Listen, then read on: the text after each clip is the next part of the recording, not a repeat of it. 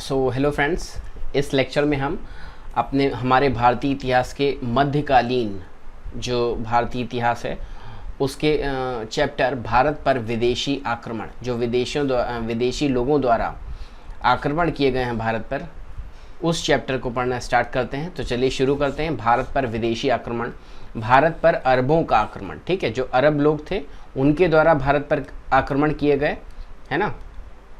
तो कब कब किए गए और कौन उसमें सबसे पहला था? तो उसमें सबसे पहला था मोहम्मद बिन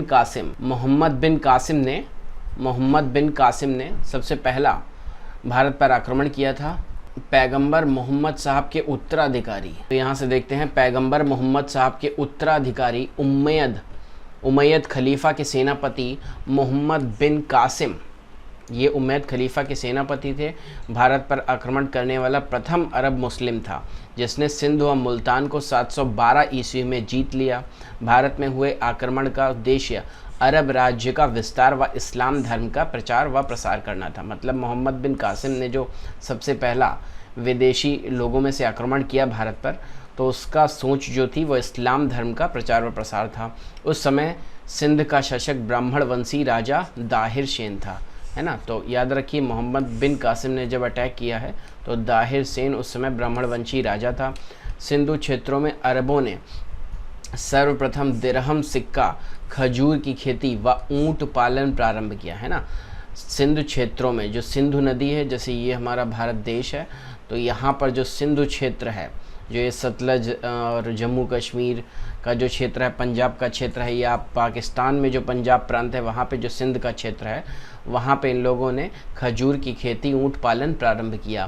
प्रथम बार सिंधु वासियों से जजिया कर, गैर धार्मिक कर 712 ईस्वी में मोहम्मद बिन कासिम द्वारा लगाया गया। तो ये भी याद रखिए, सबसे पहली बार जजिया कर किसने लगाया, जो कि गैर धार्मिक कर था, तो वो मोहम्मद बिन कासिम ने लगाया था 712 ईस्वी में। अगला पॉइंट देख लेते हैं, स्पष्टीकरण। भारत पर प्रथम मुस्लिम आक्रमण के वर्ष के संदर्भ में मतभेद है ना। प्रथम मुस्लिम आक्रमण कब हुआ और किसने किया, इसके बारे में मतभेद है। बीडी महाजन जो हैं, उनकी पुस्तक के अनुसार मोहम्मद बिन कासिम ने 711 ईस्वी में आक्रमण किया था, जबकि हरिश्चंद्र वर्मा के अनुसार यह तिथि 712 है। मतलब 711 और 712 लगभग एक साल का डिफरेंस है। बीडी महाजन और हरिश्चंद्र वर्मा जो है हमारे इतिहासकार हैं। पाठक प्रश्नों की प्रकृति को ध्यान में रखकर अध्ययन करें, है ना। प्रश्न की प्रकृति क्या है उसको देखकर आप इसका आप आंसर दे सकते हैं।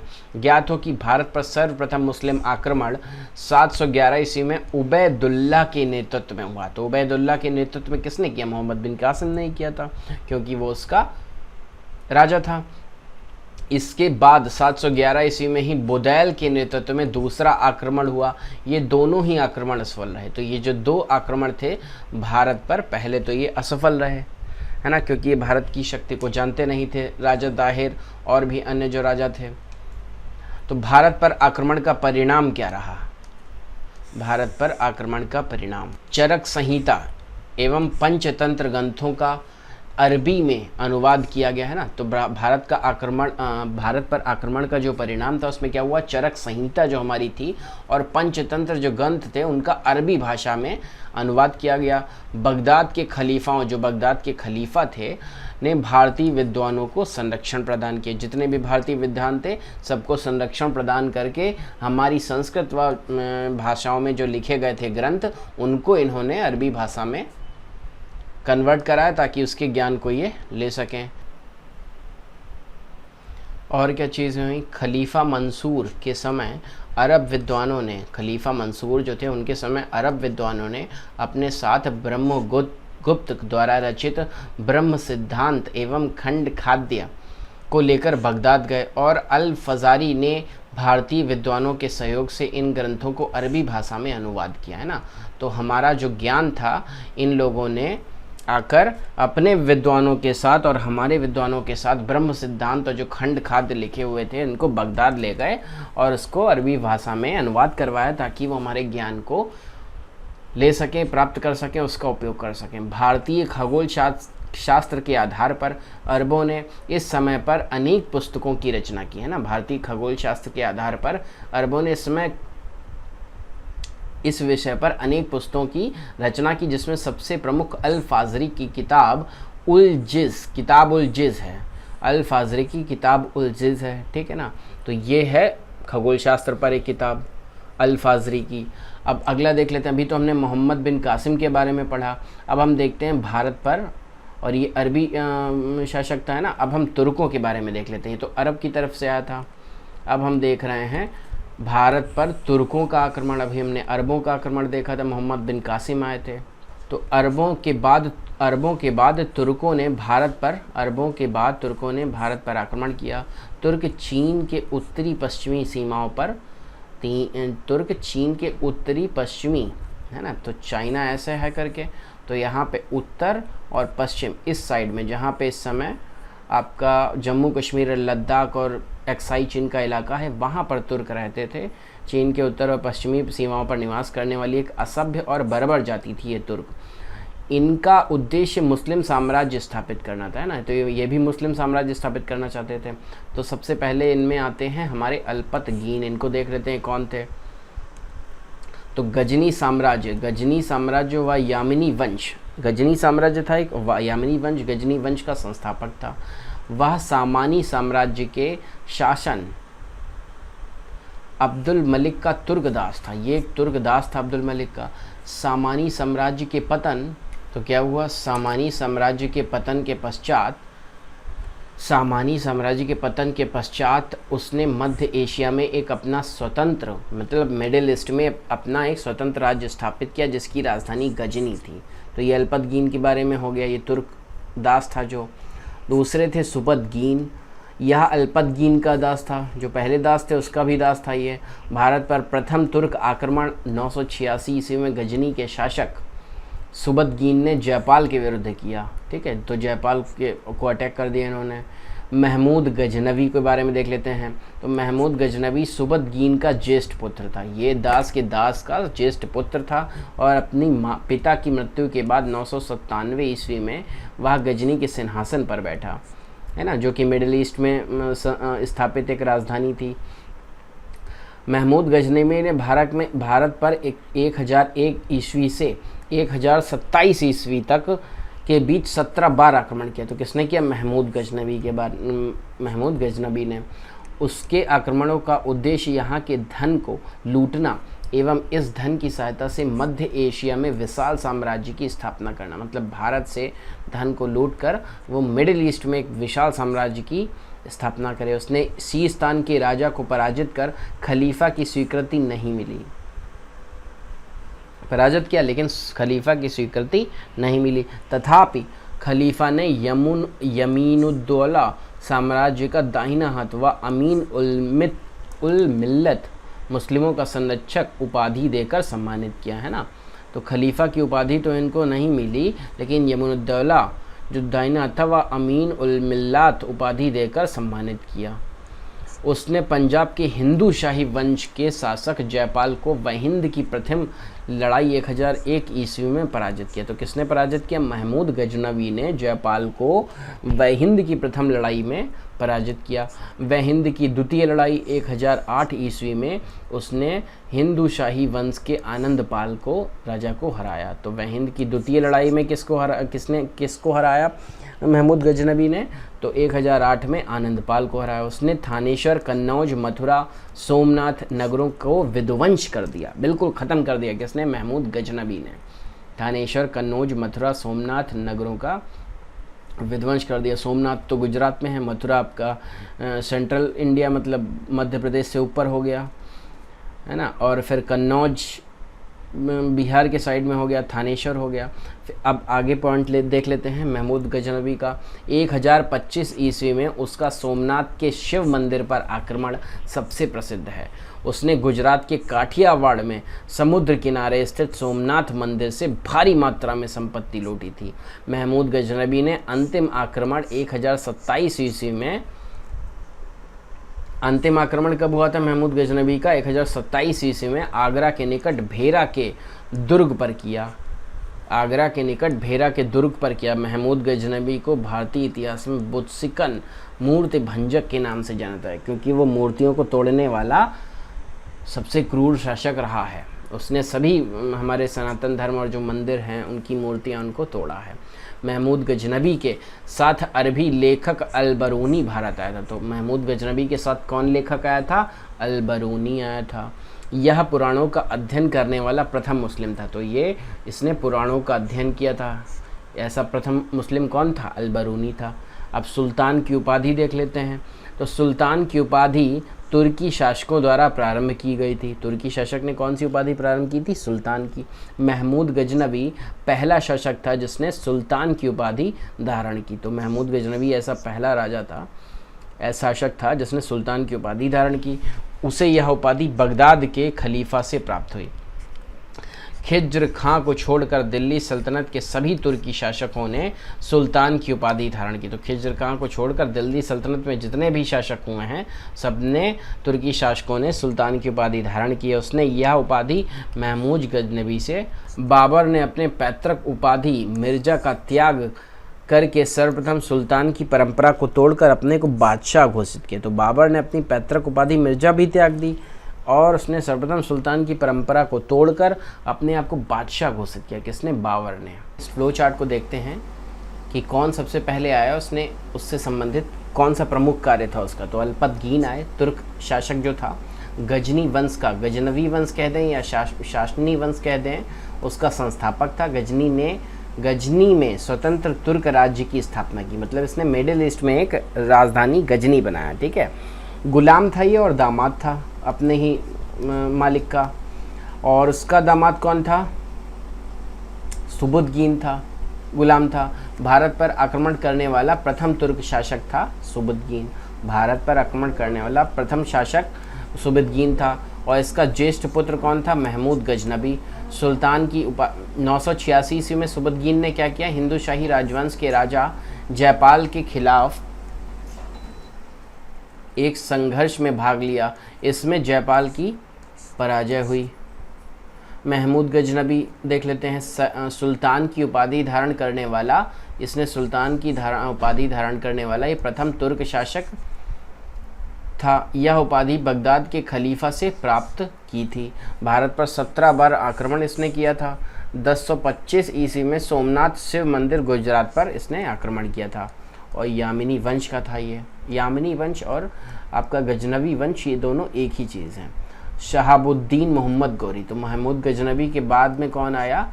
शहाबुद्दीन मोहम्मद गौरी। भारत में तुर्की राज्य का संस्थापक था। तो ये भारत में इसने तुर्की राज्य स्थापित कर दिया। भारत में मुस्लिम साम्राज्य का वास्तविक संस्थापक कौन था? मोहम्मद गौरी। मुइजुद्दीन मोहम्मद गौरी भी इसे कहते हैं। संसवानी और गौर वंश का ये शासक था। तो मध्यकालीन भारत में 3 आक्रमण जो हुए, भारत में 3 जो महत्वपूर्ण आक्रमण थे उसमें 712 ईस्वी में मोहम्मद बिन कासिम ने किए, 1027 में मोहम्मद गजनबी करता रहा और 1175 ईस्वी में मोहम्मद गौरी ने किया। तो 3 महत्वपूर्ण आक्रमण है ये। अच्छा, मोहम्मद गौरी के दास देख लेते हैं। तो पहला था ताजुद्दीन यल्दज और दूसरा था गुलाम वंश का संस्थापक कुतुबुद्दीन ऐबक। तो जो मोहम्मद गौरी का दास था वही दास ने गुलाम वंश की स्थापना की। कुतुबुद्दीन ऐबक ने लाहौर और दिल्ली में इसने निवास किया और वहीं पे प्रमुख किले बनाए। दिल्ली सल्तनत की स्थापना इसने की। दूसरा अगला कौन सा था दास उसका? तो नासिरुद्दीन कुबाचा, उच्च मुल्तान का रहने वाला था ये। और फिर चौथा जो दास था गौरी का, इख्तियारुद्दीन खिलजी, ये बंगाल का रहने वाला था। बंगाल में इसने शासन वगैरह किया। अच्छा, महमूद गजनबी के कुछ दरबारी कवि थे, इनको भी देख लेते हैं। तो राज कवि जो फिरदौसी थे वो फारसी भाषा के जो संस्थापक भी थे, इन्होंने शहनामा लिखी थी। तो फिरदौसी ने क्या लिखी है? शहनामा लिखी है। अल-बरूनी ने क्या लिखी है? किताबुल हिंद लिखी है। और बैहाकी जो इतिहासकार थे उन्होंने अलबी तारीख सुतुद्दीन लिखी है। सुबुद्दीन यहाँ पे होना चाहिए क्योंकि सुबुद्दीन राजा के बारे में लिखा होगा। ठीक है। शशबानी वंश के बारे में देख लेते हैं। अभी हमने तुर्क वंश और गजनवी वंश के बारे में देखा। अब ये शशबानी वंश आ रहा है। ये तुर्क वंश के ही अंदर, तुर्क शासक के ही अंदर, शासकों के अंतर्गत ही पहले गजनवी वंश आया, अब शशबानी वंश आ रहा है। मोहम्मद गौरी इसमें पहला है शासक।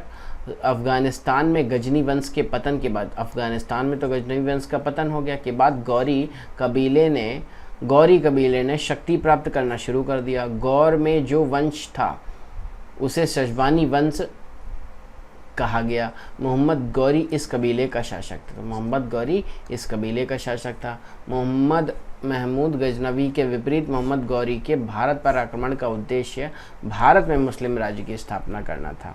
तो मोहम्मद गौरी तो चाहता था, गजनवी तो चाहता था कि यहाँ से धन लूट कर जो है मिडिल ईस्ट में ले जाए और वहाँ पर विशाल साम्राज्य बनाए, लेकिन मोहम्मद गौरी की सोच थी कि यहीं पर हम मुस्लिम राज्य की स्थापना करें।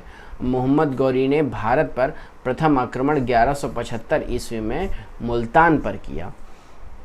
1178 ईस्वी में गुजरात आक्रमण के समय वहाँ के शासक भीम द्वितीय मूलराज ने गौरी को बंदी बना लिया, लेकिन बाद में छोड़ दिया। गौरी की भारत में प्रथम पराजय थी, है ना, तो इसे छोड़ना नहीं चाहिए था, मार देना चाहिए था, लेकिन जो भीम द्वितीय मूलराज थे उन्होंने बंदी बनाकर इसे 1178 में छोड़ दिया। इस समय के दौरान दिल्ली पर चौहान वंश के पृथ्वीराज चौहान तृतीय का शासन था, है ना, और बाद में इसी गौरी ने ही उनको मारा, तो उसको पहले ही निपटा देना चाहिए। अगला पॉइंट गौरी के बारे में देख लेते हैं। गौरी के समय की बातें, शासन था, ठीक है ना, पृथ्वीराज चौहान का। तो मोहम्मद गौरी और पृथ्वीराज चौहान के बीच 2 लड़ाइयाँ हुई। तो प्रथम तो बहुत फेमस लड़ाई तराइन का प्रथम युद्ध 1191 में हुआ, जिसमें गौरी की दूसरी पराजय हुई, और तराइन का द्वितीय युद्ध जो है 1192 ईस्वी में हो, जिसमें पृथ्वीराज की पराजय हुई। तराइन के द्वितीय युद्ध के बाद मोहम्मद गौरी ने दिल्ली और अजमेर पर क्या हुआ, गौरी ने दिल्ली और अजमेर पर नियंत्रण कर भारत में मुस्लिम साम्राज्य की नींव डाल दी। गौरी को ही भारत में मुस्लिम साम्राज्य का वास्तविक संस्थापक माना जाता है। कन्नौज विजय के पश्चात क्या हुआ कि मोहम्मद गौरी के सिक्कों पर देवी लक्ष्मी की आकृति बनी है। कन्नौज विजय के पश्चात मोहम्मद गौरी के कन्नौज विजय के बाद उसको कुछ देवी लक्ष्मी की कृपा हुई और उसने जो है सिक्कों पर देवी लक्ष्मी की आकृति बनी है। दूसरी ओर कलमा अरबी खुदा हुआ है, जिस पर देवनागरी लिपि में मोहम्मद बिन साम अंकित है। मोहम्मद गौरी ने 56 ग्रेन का दिल्ली कला नामक सिक्का चलवाया था, है ना, क्योंकि वो 1194 ईस्वी में चंदावर के युद्ध में मोहम्मद गौरी ने कन्नौज के राजा जयचंद को हराया। तो 1194 में क्या हुआ, चंदावर के युद्ध में मोहम्मद गौरी ने कन्नौज के राजा जयचंद को हराया। तो ये इम्पोर्टेंट पॉइंट है, 1194 में चंदावर के युद्ध में मोहम्मद गौरी ने कन्नौज के राजा जयचंद को हराया। ठीक है, अगला पॉइंट हम देख लेते हैं।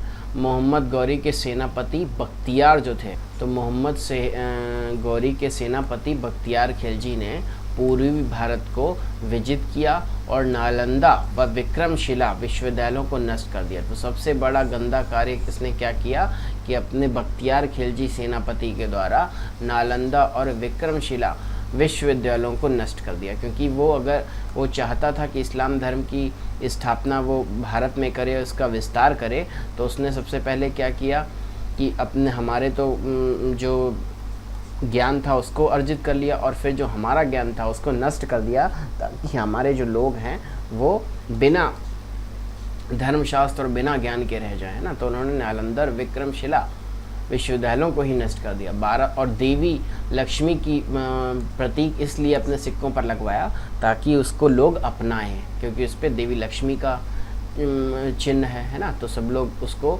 धर्म के नज़र से देखते हुए ही अपना लेंगे। तो उसके सिक्कों को अपनाने के लिए उसने ऐसे प्रतीक चिन्हों का यूज़ किया होगा।